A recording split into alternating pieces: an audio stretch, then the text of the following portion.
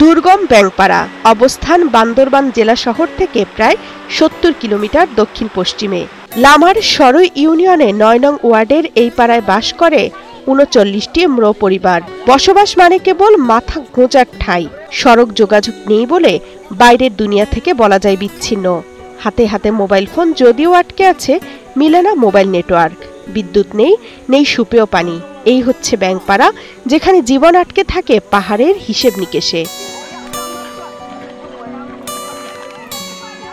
পানীয় জলের জন্য ঝিরি একমাত্র ভরসা পাড়াটির, তাও বাঁধ দিয়ে রাখতে হয়, না হলে গ্রীষ্মে ঝিরির জল শুকিয়ে যায়। পানির লড়াইয়ে পাড়ার মানুষ একটা নিয়মও বের করে ফেলেছিলেন। শীত আসলেই ঝিরির উপর নির্দিষ্ট জায়গায় বাঁধ দিয়ে রাখা।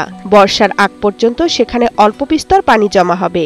সেই পানি দিয়ে চলবে গোসল থেকে দৈনন্দিন সব কাজ। সব ঠিকই চলছিল। বছরখানেক হলো প্রবল বৃষ্টির তোড়ে ঝিরির সেই বাঁধ ভেসে গেছে।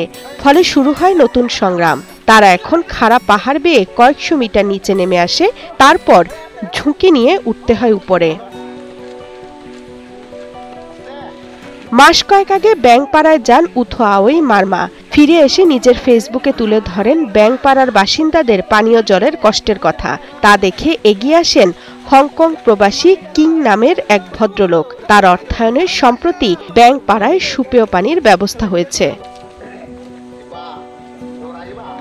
সম্প্রতি পাড়ার বাসিন্দা মেনোয়াই ম্রোর নেতৃত্বে পাড়াবাসী মিলে দিনভর পানির সমস্যা নিরসনে কাজ করেছেন। পাড়ার পাদদেশে গ্রেট সুদচ্চ ঝিরিমুখ, সেখান থেকে ২৫০০ ফুট পাইপে করে পানি চলে যায় ব্যাংপাড়ায়। ঝিরির পানিতে দূষণের ঝুঁকি, তাই রাখা হয়েছে ফিল্টারেরও ব্যবস্থা। পানির কল পাড়ার বাসিন্দাদের সেদিনই বুঝিয়ে দিয়েছেন উথো আওই মারমা। এ সময় পাহাড়ের মানুষের চোখে মুখে ছিল কৃতজ্ঞতা। কারো কারো চোখে ছিল কি একটু জলও।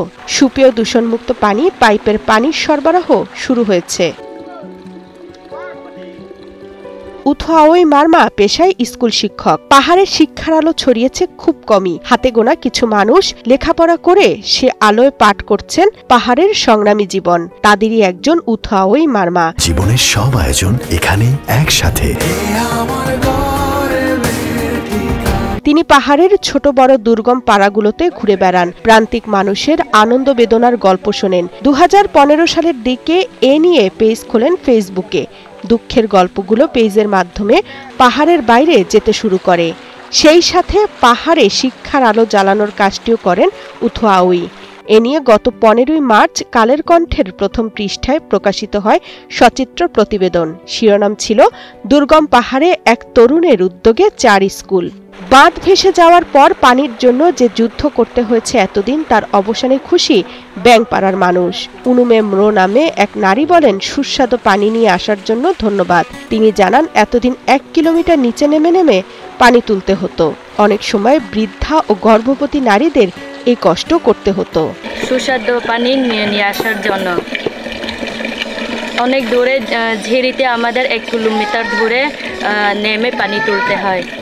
গর্ভবতী মায়েরা আর বুড়িরা কষ্ট না হওয়ার জন্য আপনাদেরকে অনেক ধন্যবাদ। পানির লাইন পাইয়ে সুখ আইয়ে বেশি খুশি হইয়ে, এভাবেই কৃতজ্ঞতা জানাচ্ছিলেন পাড়ার এক পুরুষ বাসিন্দা তার নিজের ভাষায়। পাড়ার বাসিন্দারা বলছেন, নিরাপদ পানির ব্যবস্থা না থাকায় এতদিন তারা অস্বাস্থ্যকর ও অপরিষ্কার পানি ব্যবহার করতে বাধ্য হয়েছেন। ফলে ডায়রিয়া সহ অন্যান্য রোগে আক্রান্ত হতো অনেকে। এখন আর সেই ঝুঁকি থাকলো না। আগে পানি অভাব আসিলাম, কষ্ট বেশি, এখন পানি লাই পাই, এখন সুখ হই, বেশি খুশি হই। আর ধন্যবাদ আমি যারা করছি।